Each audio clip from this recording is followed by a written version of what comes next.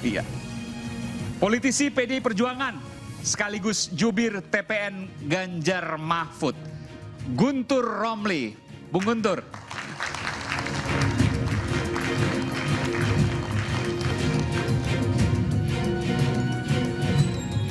Silakan.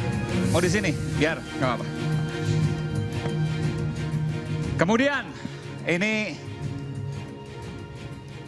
kita sering mengenalnya, kita sering melihatnya, tapi belakangan ini memang nggak terlalu sering untuk muncul. Tapi kali ini saya undang secara eksklusif di Rakyat Bersuara.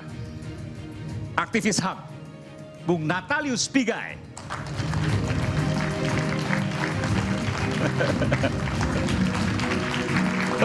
Udah kampanyenya udah selesai.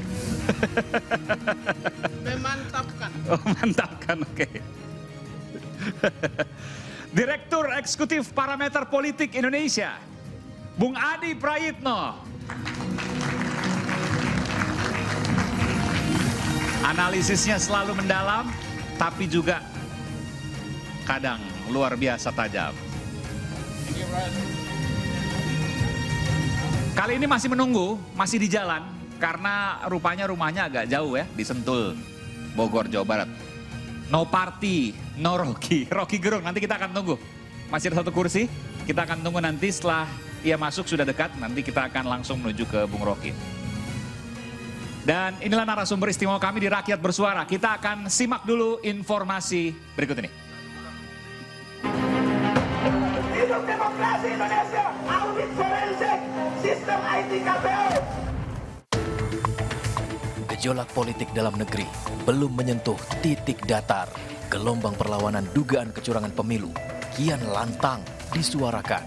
Usai masa pencoblosan 14 Februari, aroma dugaan kecurangan pemilu kian berbau amis dan masif diungkap. Wacana pengguliran hak angket untuk mengusut dugaan kecurangan pemilu bulat disuarakan calon presiden nomor urut 3 Ganjar Pranowo serta PDI Perjuangan. Ada banyak cara sebenarnya, angket boleh atau raker komisi 2 aja deh, segera. Ya sampai dengan tanggal 15 kemarin, alternatif kita sampaikan. Gayung bersambut, calon presiden nomor urut 1 Anies Baswedan senada seirama dengan Ganjar untuk menggulirkan hak angket di Senayan. Dengan adanya inisiatif angket, proses di DPR bisa berjalan. Kami siap dengan data-datanya dan di bawah kepemimpinan fraksi terbesar, maka proses DPR bisa berjalan. Saya yakin Partai Koalisi Perubahan siap untuk menjadi bagian dari itu. Gaung penggunaan hak angket melalui parlemen sampai ke dinding istana. Seperti biasa, Presiden Jokowi menanggapi santai. Ya itu hak demokrasi, nggak apa-apa. 4 hari selang jamuan makan malam Jokowi kepada Ketua Umum Partai Nasdem, Surya Paloh, Koalisi Perubahan menyatakan konsisten di jalur perubahan. Mereka sepakat mendukung hak angket. Kami sangat mendukung, sangat senang ya. Kalau ada yang melangkah begitu, kita ada di belakangnya. Kita siap, kita akan mengawal.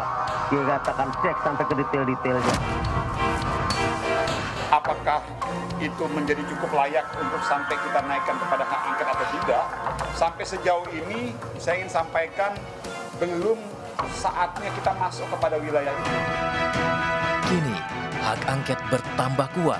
Selain PDI Perjuangan sebagai motor penggerak, Partai Nasdem, PKS, PKB hadir dalam barisan pendukung digulirkannya hak angket.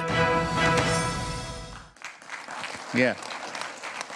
Ada beberapa pertanyaan meskipun saya sudah deklarasi sejak 17 Februari Sabtu 2 pekan lalu bahwa saya sudah tidak menjadi lagi politisi dan saya kembali menjadi habitat saya, ini wartawan. Ya, hari ini saya melepas tanggal 17 Februari lalu saya melepaskan status saya sebagai politisi dan melepaskan juga cuti saya sebagai wartawan dan saya sekarang wartawan yang kembali aktif. Jadi ini jawaban saya. Ada banyak pertanyaan dari situ. Tapi yang bicara soal independensi tentu kita jaga. Dan itu merupakan komitmen saya. Saya ingin langsung menuju ke narasumber saya. Bung Refli dulu deh dari 01. Nanti langsung menuju ke 03 karena ini bicara soal hak angket, kejanggalan dan lain sebagainya. Saya ingat betul waktu 2019 Bung Refli dan Bung Guntur ya, Mas Guntur. Dulu ada sebelum menuju ke MK itu ada rame-rame. Ya, misalnya kita akan bawa bukti 10 kontainer, kalau masih ingat dulu. Nah, mungkin Bung Pigai masih di sana waktu itu ya? Ya, saya kan tetap masih di sana waktu itu kan? Saya tetap setia dengan Prabowo dari dulu sampai sekarang. Saya sangat konsisten, tidak seperti Guntur Romli. Saya konsisten anti Prabowo dari dulu sampai sekarang. Konsisten. Konsisten. Oke, nanti kita bicara soal itu. Tapi saya ingin tanya dulu. Kalau dulu kita dengar ada woro-woronya tuh kencang gitu. Ada 10 kontainer yang akan dibawa meskipun akhirnya diubah menjadi data digital ya kalau tidak salah waktu itu 2019. Lalu kemudian 2014 juga sedemikian rupa. Ada misalnya demo juga di Bawaslu pada 2019. Sekarang kita nggak bicara soal demo deh, kita bicara soal bukti. Kalau bicara soal angket, maka itu bicara soal angket yang berbicara terkait dengan kecurangan. Kalau bicara soal Mahkamah Konstitusi juga bicara soal nanti adalah bukti-bukti kecurangan. Tapi yang saya dapatkan sekarang setidaknya, saya belum mendengar ada bukti-bukti yang mau diajukan. Apakah ada buktinya atau masih dikumpulkan tapi nggak jelas? Seperti apa Bung Refli? Ya kalau kita mau bertempur, buktinya kita beberkan sekarang itu namanya bodoh. Oke. Ya kan? Tapi kan biasanya bocor, ada bocor-bocor sedikit. Bukti itu kita kasih clue. Nah nanti pada waktunya di Mahkamah Konstitusi, di panitia angket, bukti itu dibeberkan. Tapi kalau Anda penasaran sedikit-sedikit misalnya, ya baca aja majalah Tempo ya kan? Baca aja. Yang mana nih? Yang mana nih? Yang terakhir, yang edisi 19 Februari, ya cover story-nya. Kemudian nonton saja Bocor Alus dan kemudian juga nonton saja Dirty Vote. Itu kan sebuah indikasi bahwa yang namanya kecurangan pemilu itu ada dan itu tidak hanya soal saat pencoblosan ke atas tapi sebelum pencoblosan. Bahkan kalau kita tarik barangkali sejak 2020, 2021 sudah ada nuansa seperti itu. Jadi inline segaris dengan apa yang disampaikan oleh majalah Tempo misalnya gitu? Iya, itu salah satu sumber pastinya kan. Jadi kalau kita bicara misalnya... Tunggu Bung Refli. Kalau Tempo kan sumbernya nggak bisa ditanyakan, mereka punya hak tolak. Ya. Artinya nggak bisa juga, sumbernya siapa sih segala macam, mereka nggak akan kasih tuh. Iya dong, masa kita nggak punya sumber, kita pasti juga punya sumber. Tapi maksud saya ingin mengatakan, majalah sekredibel Tempo, masa sih menyebarkan hoax, kan begitu? Ya, tidak mungkin itu. Rasanya nggak mungkin. Nah, itu saja sebuah indikasi. Kalau seandainya misalnya apa yang dituliskan itu tidak benar, dibantah mestinya kan, ada hak jawab. Tapi kan kita tahu tidak ada bantahan selama ini ketika Tempo menulis tentang keterlibatan istana dalam pemenangan 02 misalnya. Tidak dibantah sekarang terakhir ini soal mobilisasi bansos dan lain sebagainya. Tidak dibantah tugas menteri-menteri untuk mengglorifikasi 02. Kan tidak dibantah. Jadi itu artinya memang indikasinya kuat. Nah sekarang pertanyaannya adalah indikasinya ada, kita tunggu forumnya. Masa forumnya di rakyat bersuara? Nggak, tapi saya agak tergoda juga untuk bertanya. Oke, misalnya Tempo menunjukkan itu, gitu ya. Misalnya indikasi A, B, C termasuk tadi soal misalnya menteri-menteri dan lain sebagainya. Pertanyaannya kalau nanti di MK kan menterinya harus ngomong. Emang menterinya mau ngomong? Gini, makanya ada dua line. Line pertama adalah line MK. Line kedua adalah line hak angket. Kita bicara hak angket misalnya. Hak angket itu punya daya paksa. Tetapi masa sih menteri dipaksa? Itu kan kewajiban ketatanegaraan seorang pejabat publik untuk menghormati hak konstitusional yang dimiliki lembaga pengawasan seperti DPR. Tapi kalau dia tidak mau datang, dia bisa dipaksa untuk datang. Jadi ada hak untuk memaksa. Nah di Mahkamah Konstitusi itu kewajiban warga negara untuk menyampaikan keterangan-keterangan baik sebagai saksi maupun ahli. Jadi kalau dia menolak ya sama saja dia tidak memberikan contoh yang baik sebagai pejabat publik yang seharusnya memberikan keterangan. Tetapi soalnya adalah ya belum tentu juga kita mengajukan mereka kan. Jadi kalau kita bicara saksi dan ahli, itu bisa diajukan oleh pemohon, bisa diajukan oleh pihak terkait, bisa diajukan KPU, bahkan Bawaslu juga bisa mengajukan saksi dan ahli, plus Mahkamah Konstitusi sendiri bisa berinisiatif memanggil saksi dan ahli yang mereka perkirakan akan membantu membuat terang masalah ini. Ya, pertanyaannya apakah mereka mau mengaku? Kan itu pertanyaan mendasar. Saya kok nggak yakin mereka akan mengaku. Misalnya benar. Aiman Wicaksono ya kan, kita bukan anak kecil. Masa orang ditanya apakah dia mau mengaku atau tidak, ya itulah yang namanya teknik untuk interview kan. Jadi bagaimana kemudian memojokkan orang kayak Kodari kemarin kan, awalnya nggak mau terus terang dia. Nah untungnya Fahri Bahmid, dia udah duluan dia pakar hukum tata negara kayak seperti saya.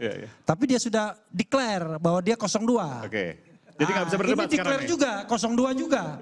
Saya 02 dari... Pakai itu. Saya 02 dari sekian hampir 9-10 tahun yang lalu. Jadi sampai hari ini dan tidak... Hi, I'm Julia Nimke and I'm a photographer. I'm going to shoot, edit. Saya selama Jokowi itu saya ditawarkan satu Deputi BIN. Presiden Freeport, Komisaris Utama BUMN, berbagai duta besar, saya ditawarin, itu sudah ada di media itu. Natalis Pigai tolak jabatan. Kenapa ditolak? Jadi ya karena perjuangan saya untuk kepentingan rakyat, bonum komune, bukan untuk kepentingan. Boleh juga tepuk tangan lah, boleh lah tepuk tangan. Tapi tunggu, itu kan Pak Jokowi yang nawarin. Bisa sebentar. Adik-adik sekalian cek Google Natalis Pigai tolak jabatan pasti ada di situ. Sebentar, itu kan Pak Jokowi yang nawarin. Kalau nanti Pak Prabowo yang nawarin misalnya. Jokowi secara langsung enggak, kalau ini kan permainan enggak mungkin, tapi yang bintang 4 di bawah itu. Enggak, bintang 4 loh yang saya bilang, yang nawarin saya. Iya. Oke, tapi kan itu pemerintahan Pak Jokowi. Kalau misalnya kita bicara ke depan, kita nggak tahu, ini kan belum ada pengumuman KPU, tapi misalnya pemerintahan Pak Prabowo misalnya. Saya cita-cita saya 1996, tanggal 31 Desember, itu saya umur 17 tahun. Waktu itu Pak Prabowo Komandan Kopassus, Danjen Kopassus, dia pidato, saya adalah orang yang interupsi pada saat Orde Baru. Dari situ saya tidak pernah diperiksa, saya ke Jogja sendirian dari stasiun Kiara Condong, tidak pernah diganggu, hanya ditanya umur berapa Dek. Ya saya bilang 17, oh kamu masih kecil, nanti suatu saat kamu akan tahu siapa Prabowo. Dalam perjalanan kehidupan saya tahu ternyata Prabowo tidak seperti yang waktu saya masih umur kecil itu. Nah, dari situ saya menyatakan ini orang baik. Bukan pertanyaannya kalau ditawari oleh Pak Prabowo jadi jabatan. Bukan cerita soal Pak Prabowo, Bung Jadi kan saya belum selesai. Ini orang baik. Karena itu bangsa Indonesia itu harus dipimpin oleh orang baik. Maka bagi saya adalah di atas kepala saya pada saat saya duduk di rumah, itu ada gambar Prabowo Subianto Presiden Republik Indonesia. Itu cita-cita saya. Kalau jabatan, saya bukan manusia yang berorientasi jabatan. Saya sudah cek aja di Google tuh, Natalis Pigai tolak. Siapa yang mau tolak? Dubes, Presiden Freeport, Deputi BIN, Presiden Komisaris, siapa yang mau nolak? Cuma Natalius yang berarti kehidupan. Dan itu akan konsisten ke depan? Begini bos. Begini bos. Nanti kita lanjutkan. Kita akan kembali saat lagi. Bung Rocky sudah hadir. Kami akan kembali saat lagi. Tetaplah bersama kami di Rakyat Bersuara.